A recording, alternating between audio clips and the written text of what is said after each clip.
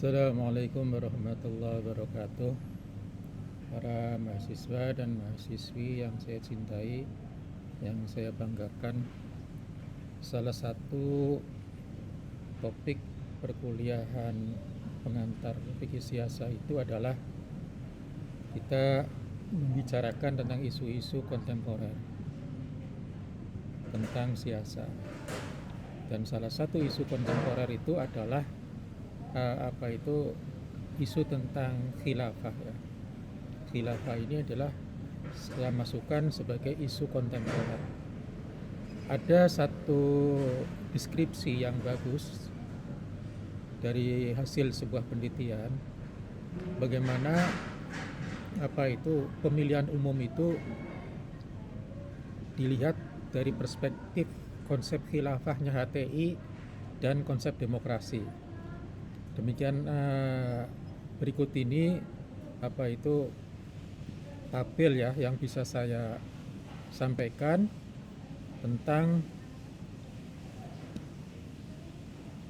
perbedaan antara pemilihan umum menurut sistem khilafah dengan menurut sistem demokrasi menurut Hizbut Tahrir Indonesia. Nah, di sini kita bisa bagi dalam 8 kriteria ya. Pertama, posisi dan fungsi, kedua tujuan, yang ketiga keterlibatan rakyat, keempat yang berhak untuk dipilih, yang kelima kepala pemerintahan atau kepala negara, fungsi yang keenam fungsi dan tugas wakil rakyat, kemudian batas periode seorang pemimpin, kemudian bagaimana pemimpin itu dijatuh ataupun dijatuhkan. Inilah perbedaan antara demokrasi dengan khilafah ya. Dalam sistem demokrasi, posisi dan fungsi pemilihan umum dalam sistem demokrasi itu adalah sebagai metode. Pemilihan umum itu sebagai metode. Tapi dalam sistem Islam atau sistem khilafah versi HTI, maka pemilu itu fungsinya adalah sebagai technical matter saja, uslub ya. Sementara tujuan dari pemilu adalah untuk memilih rakyat, untuk memilih wakil-wakil rakyat yang fungsinya untuk membuat hukum, memproduksi hukum, dan memilih pemimpin yang nantinya akan bertugas untuk mengeksekusi hukum yang dibuat oleh lembaga representatif. Sementara tujuan dari pemilu menurut dalam sistem Islam atau sistem khilafat versi HTI adalah hanya untuk to elect people representatif, untuk memilih majelis ummah yang fungsinya untuk memonitor pemimpin negara ataupun khalifah, bukan untuk memproduksi hukum, karena produksi hukum itu merupakan otoritas dari syariah. Kemudian fungsinya juga adalah untuk memilih pemimpin tertinggi yaitu khalifah, yang fungsi daripada khalifah itu adalah untuk mengeksekusi hukum-hukum Tuhan. Bagaimana keterlibatan rakyat? Dalam sistem demokrasi, rakyat itu terlibat, dan semua rakyat itu terlibat berdasarkan atas keputusan suara mayoritas. Tetapi dalam sistem khilafah atau sistem khilafahnya HTI, semua rakyat, apakah muslim atau non-muslim, itu terlibat di dalam memilih perwakilannya. Non-muslim juga memilih wakil mereka, sementara muslim juga sama memilih wakil muslim. Jadi tetapi hanya muslim saja. It is the right of Muslim only. Hanya muslim saja yang memiliki hak untuk memilih khalifah, yang khalifahnya itu juga harus seorang muslim. Siapa yang berhak untuk dipilih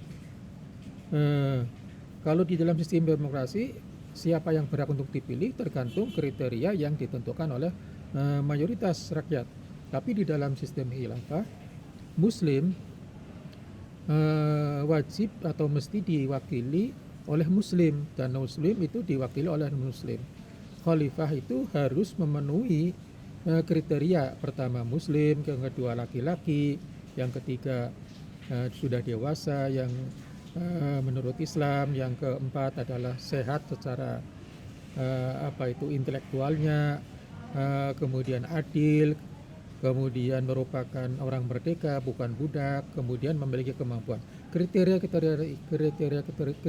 ini mungkin juga akan ada ditambah lagi dengan kriteria tambahan seperti mujtahid, kemudian harus dari suku Quraisy dan lain-lain. Kemudian mengenai head of government, dalam sistem demokrasi, presiden ataupun perdana menteri dengan masa periode tertentu itu berdasarkan keputusan mayoritas. Jadi itu di dalam sistem demokrasi ya. Jadi tidak mempermasalahkan apakah itu Muslim atau non Muslim. Bahkan non Muslim itu juga punya peluang. Tapi dalam sistem khilafah, head of government, pemimpin pemerintahan itu adalah seorang khalifah yang beragama Islam, yang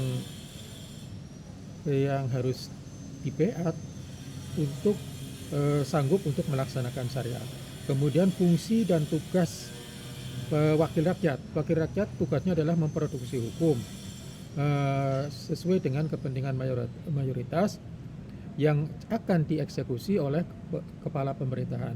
Sementara di dalam sistem khilafah itu adalah tugas atau fungsi dari wakil rakyat itu adalah hanya untuk monitor apakah khalifah itu telah memenuhi tanggung jawabnya sebagai kepala pemerintahan, dan apakah benar-benar menempatkan syariah itu sebagai hukum yang tertinggi.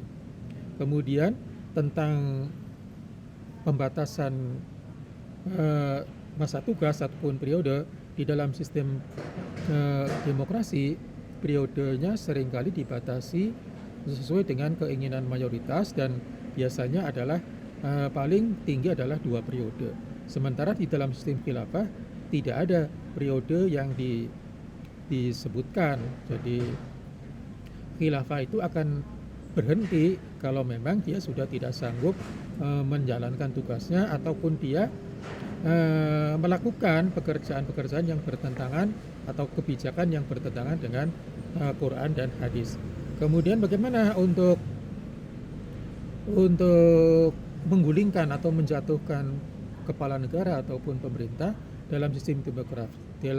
Dalam sistem demokrasi, rakyatlah yang punya hak untuk melengsarkan ataupun menjatuhkan kepala negara atau kepala pemerintahan melalui wakil-wakil mereka.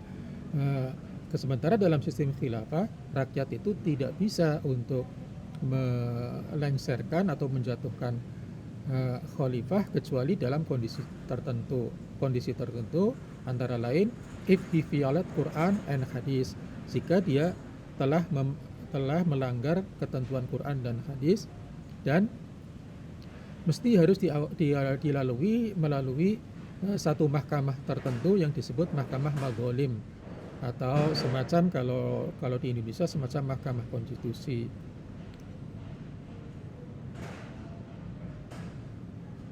Nah, kalau memang dengan cara yang seperti itu tidak bisa, maka rakyat bisa menjatuhkan khalifah itu dengan cara paksa.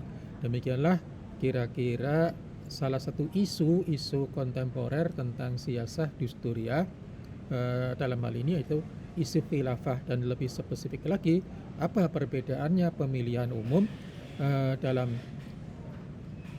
perspektif negara demokrasi pada umumnya dan pemilihan umum dalam perspektif sistem khilafah menurut HTI.